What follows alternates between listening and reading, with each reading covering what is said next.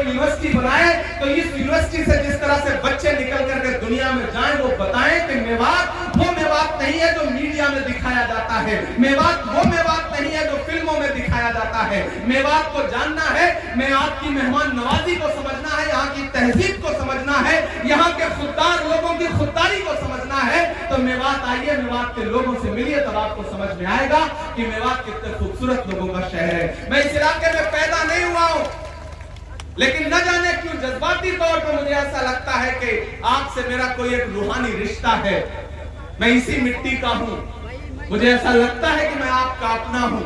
और आपको यकीन दिलाता हूं कि जब भी हिंदुस्तान की पार्लियामेंट में खड़ा होकर बोलूं तो आप यकीन रखना कि इमरान प्रतापगढ़ी जो बोल रहा है वो आपका बेटा है, वो आपका भाई है, वो आपके बीच का है। इधर मामन आपके लिए हरियाणा की असेंबली में खड़ा होकर के आवाज उठाएगा और इंशाअल्लाह मैं हिंदुस्तान की पार्लियामेंट में खड़ा होकर के आपके लिए आवाज उठाऊंगा। इससे अच्छा ऑफर क्या हो सकता है? एक जिताओ, एक साथ में फ्री पाओ, एमएलए जिताओ, एमपी साथ में फ्री पाओ। इससे अच्छा क्या हो सकता है? इससे अच्छा कोई ऑफर हो सकता है? नहीं हो सकता ना। तो तैयार रहिए 5 तारीख को। और फिरोजपुर झिरका वालों, मेरी एक बात को जहन नशीन कर लेना। मैं जब आ रहा था तो मुझे बहुत सारे लोगों के फोन मैसेजेस आए कि इमरान साहब आप जा रहे हैं, क्या कहेंगे वहां? मैंने कहा ये स्टेट का इलेक्शन अपनी जगह है, स्टेट के मुद्दे अपनी जगह हैं, लेकिन जो एक बात मैं यहां पे कहने आया हूं उस बात को बहुत संजीदगी से लेना। मेरे भाई, सियासत में जिसका हरियाणा होता है उसी की दिल्ली होती है। तो अगर चाहते हो कि आने वाले दिनों में दिल्ली की गद्दी पर राहुल गांधी प्रधानमंत्री बन के बैठे तो उसकी शुरुआत हरियाणा से करो, यहां से कांग्रेस की सरकार बनाओ। जम्मू कश्मीर में इलेक्शन हो रहा है, वहां भी कांग्रेस पार्टी गठबंधन की सरकार बनने जा रही है, हरियाणा में भी कांग्रेस की सरकार बनने जा रही है। आने वाले कुछ महीने में महाराष्ट्र और झारखंड का भी रिजल्ट आ जाएगा तो आप देखिएगा कि भाजपा की सरकार 2 बैसाखियों पे टिकी है। एक बैसाखी का नाम है नीतीश बाबू, दूसरे का नाम है चंद्र बाबू। कब कौन सी बैसाखी सरकेगी और कुर्सी ऐसे नीचे आ जाएगी, कोई भरोसा नहीं है। आजकल प्रधानमंत्री जी के चेहरे पे जो तनाव है वो यूं ही थोड़ी है, रौनक गायब है, सारा मेकअप गायब है।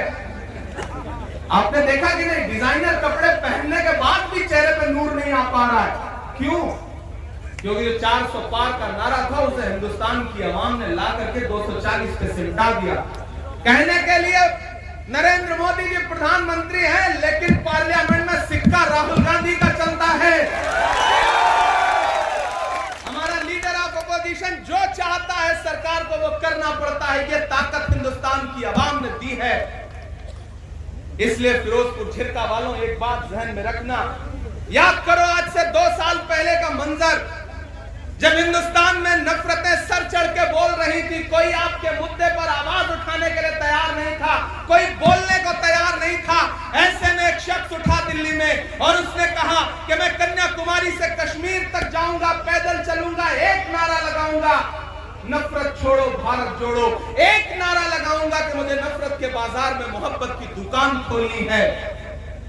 वो शख्स चला 4000 किलोमीटर, कन्याकुमारी से चलता रहा अपने पैर के छालों की परवाह किए बगैर। जिस शख्स का नाम राहुल गांधी है, मैं चला हूं उस इंसान के साथ। जब मैं चल रहा था तो मुझसे मीडिया के साथी कहते थे कि इमरान साहब आप राहुल गांधी के साथ चल रहे हैं, आप शायर पहले हैं, सियासतदान बाद में हैं, आप क्या कहेंगे?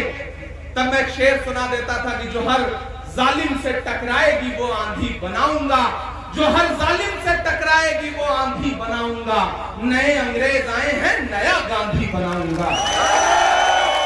मैं चला हूं उस इंसान के साथ 4000 किलोमीटर। तो आप तो इस बात पर ईमान रखते हो ना कि मजदूर का पसीना सूखने से पहले उसकी मजदूरी उसे दे देनी चाहिए। रखते हो ना इस बात पर ईमान?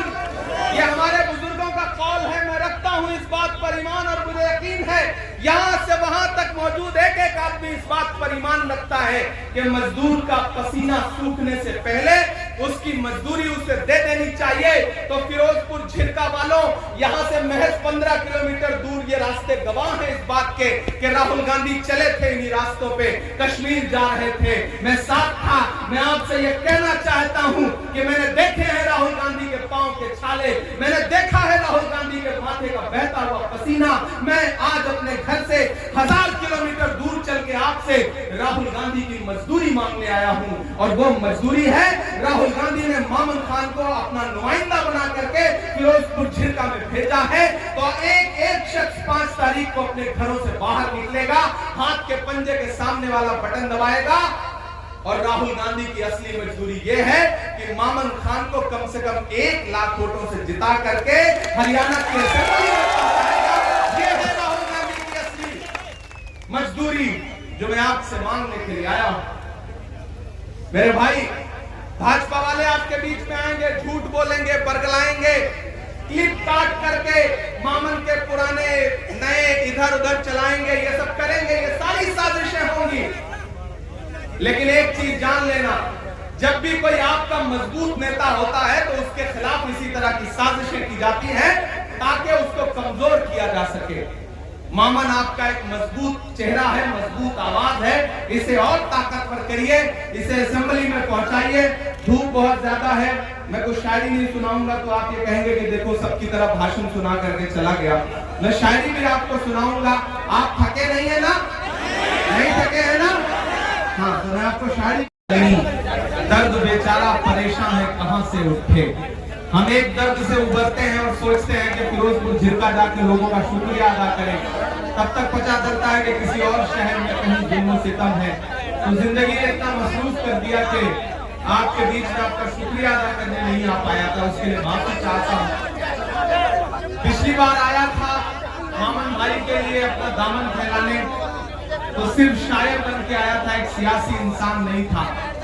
लेकिन इस बार आपकी दुआओं ने हिंदुस्तान की सबसे बड़ी पार्लियामेंट में राज्यसभा में पहुंचा दिया। ये आपकी दुआओं के सदक़े में हुआ है, तो आपका बेहद शुक्रिया अदा करता हूं। थोड़ी देर आपसे गुफ्तगू करूंगा, मुझे पता है धूप बहुत ज्यादा है, इधर जो साथी हैं वो भी बैठे रहेंगे, सुकून से सुनेंगे, तो शायद मैं 10-15 मिनट कुछ बेहतर बोल पाऊंगा। हमारी बहन मुमताज पटेल साहिबा यहाँ बैठी है, हमारा साथी राहुल राव यहाँ बैठे हैं, AICC से जो हमारे ऑब्जर्वर्स लगे हैं, जो हमारे इलेक्शन के विभाग के साथी फहीम कुरैशी साहब, बाकी जो जिम्मेदार साथी हैं, मेवात के जो सरपंच हैं। आप जब मैं चुप कराऊंगा मामन भाई, मेरा रोज का काम है, ये भी चुप हो जाएंगे, ये बिल्कुल ऐसे चुप हो जाएंगे जैसे आजकल अडवाणी जी चुप रहते हैं। आप मुझे काम करने दो। आप बहुत अच्छे लोग हैं, आपसे मेरा रिश्ता कोई पहले दिन का नहीं है। जब अहले खिरत की बातों पर कुछ जाहिल शोर मचाते हो, जब अहले खिरत की बातों पर कुछ जाहिल शोर मचाते हो, जब बुलबुल हो तस्वीरें चमन और कौवे गीत सुनाते हो, जब चिड़ियों के इन घोंसलों में कुछ सांप उतारे जाते हो, जब माली अपने हाथों से गुलशन में आग लगाते हो, इस हाल में हम दीवानों से तुम कहते हो खामोश रहो। हम लोग अनल हक बोलेंगे, हम लोग अनल हक बोलेंगे, हम बोलेंगे। मैं आपके बीच में आज एक सियासी मौके पर गुफ्तगू करने के लिए आया हूं। मेवात वालों, ये वो इलाका है जिससे मेरा रिश्ता कोई नया नहीं है। मैं आपके सुख में, आपकी खुशियों में शामिल होने भले ना आ पाया रहा हूं, लेकिन जब भी इस इलाके में कहीं एक भी आंसू बहा होगा, किसी बेगुनाह का एक बूंद खून बहा होगा, तो इमरान प्रतापगढ़ी आपके दर्द में शामिल होने जरूर आया है। तारीख इस बात की गवाह है।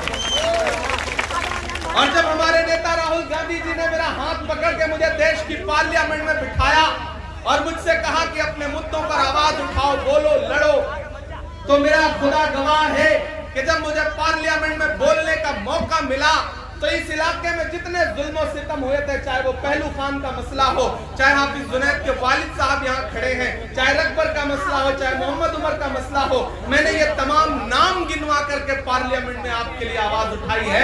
मैं अपनी जिम्मेदारियों से कभी भागा नहीं। मेवात वालों, आपसे मेरा एक जज्बाती रिश्ता है, उस रिश्ते की बुनियाद पर यहाँ खड़ा हूँ। पिछले बार मैं आपसे कहने आया था कि मामन आपके अपने हैं, इन्हें जिता करके असेंबली पहुंचाइए। तब हालात थोड़े साजगार नहीं थे, लेकिन शुक्रिया फिरोजपुर झिरका की आवाम का कि आपने सिर्फ जिताया नहीं बल्कि इतने ज्यादा वोटों से जिताया कि पूरा हरियाणा चौंक गया था मामून खान की जीत पर। और पूरे 5 साल हम बहुत सारी जगहों पे वोट मांगने के लिए जाते हैं और बाद में जीतने के बाद जब काम करते हुए लोगों को नहीं देखते तो अफसोस होता है कि यार हम गए थे दामन फैला के आए थे। लेकिन ये एक ऐसी असेंबली है और ये एक ऐसा विधायक है जिसको पूरे 5 साल काम करते देख के मुझे हर दिन फख्र होता रहा कि मैं जिस इंसान के लिए वोट मांगने गया था वो डरा नहीं, वो झुका नहीं, कहीं छुप छुपा के खड़ा नहीं, जो डटे हुए जिम्मेदारी भरी बात कहता हूं। बात जरूरी है इसलिए सुनना, मतलब की बात सबको समझ में आती है लेकिन बात का मतलब बहुत कम लोगों को समझ में आता है। सरकार बनने जा रही है, ढेर सारे एमएलए जीत के आ रहे हैं। उन जीते हुए एमएलए में असरदार एमएलए का पैमाना क्या होगा, कौन कितने ज्यादा वोट से जीत के आया, ये एक पैमाना होता है चुनाव जीतने के बाद जब सारे एमएलए देखे जाते हैं। ऐसे में उस वक्त फिरोजपुर झिरका को ये दम दिखाना है, ये ताकत दिखानी है कि हरियाणा में जीत के तो बहुत लोग आए हैं लेकिन हमारा मामून खान किसी से कम नहीं है। हमने इसको बहुत बड़े वोटों के अंदर से जिता करके असेंबली पहुंचाया। मैंने कहा ना आपसे बहुत ज्यादा कुछ बात कहने की गुंजाइश भी नहीं है। बड़े बुजुर्ग यहाँ बैठे हैं, नौजवान बैठे हैं, माएं बहनें भी मेरी आवाज सुन रही होंगी और कई सारे YouTube चैनलों पे ये लाइव चल रहा है तो लोगों तक आवाज भी जा रही होगी। मुझे हैरत है कि यहाँ के भाजपा के लोग अभी भी झंडा लेके घूम पा रहे हैं, उनमें इतना लिहाज बचा है, उनको शर्म नहीं आ रही है कि यहाँ जब जीतने का कोई मतलब नहीं है तो फिर घूमने की जरूरत क्या है। मुकाबला एक तरफा है लेकिन लोकतंत्र है, सारे मिला करके जितना पाएंगे उससे 3 गुना से तो मामन जीतने जा रहा है।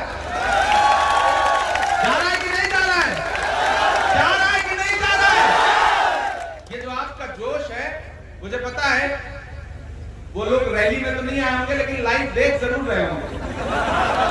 आज नींद तो नहीं आनी है तुम्हें, क्योंकि इस तपती दोपहरी में जो हुजूम उमड़ के आया है, एक बहुत थोड़ा सा साया है, लगातार इतनी गर्मी है, पसीना है, नया पाने की चाहत में पुराना छूट जाता है, तुझे अपनाऊं तो मुझसे जमाना रूठ जाता है, मोहब्बत पढ़ने लिखने में बहुत आसान है लेकिन मोहब्बत को निभाने में पसीना छूट जाता है।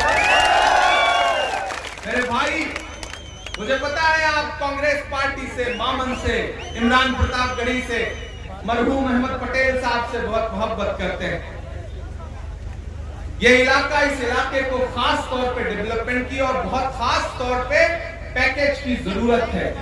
मैं भी बैठ के मामन साहब से यही कह रहा था कि जब सरकार बन रही हो तो अभी से प्लान बनाइए कि कौन कौन से मुद्दे हैं जिसपे सरकार से लड़के अपना हक लेना है, अपनी सरकार से लड़के अपना हक लेना है। इस इलाके को तालीमी इदारों की जरूरत है। ये इलाके वो इलाके हैं जहां के नौजवानों में बहुत ताकत है, बहुत ऊर्जा है, बहुत एनर्जी है, बहुत सलाहियत है। अगर इनको तालीम के रास्ते पे लाया जाएगा और अगर तालीमी इदारे यहाँ पर बनाए जाएंगे तो इंशाअल्लाह आने वाले दिनों में इसी भीड़ में से बैठा हुआ कोई लड़का आईएएस बनेगा, कोई आईपीएस बनेगा, कोई जज बनेगा, कोई पुलिस में जाएगा और इस इलाके का नाम रोशन करेगा। मेवात को जिस तरह से पूरी दुनिया में बदनाम करने की साजिश की जाती है, आज का ये जो इलेक्शन है और आज की जो रैली है, हमें यहाँ अहद करके उठना है कि आने वाले दिनों में जब सरकार बन जाएगी तो हम अपनी सरकार से, और मामन भाई मैं आपसे वादा करता हूँ, आप यहाँ पर, आपको नेता प्रतिपक्ष भूपेंद्र हुड्डा साहब भी बहुत पसंद करते हैं, पूरी पार्टी पसंद करती है।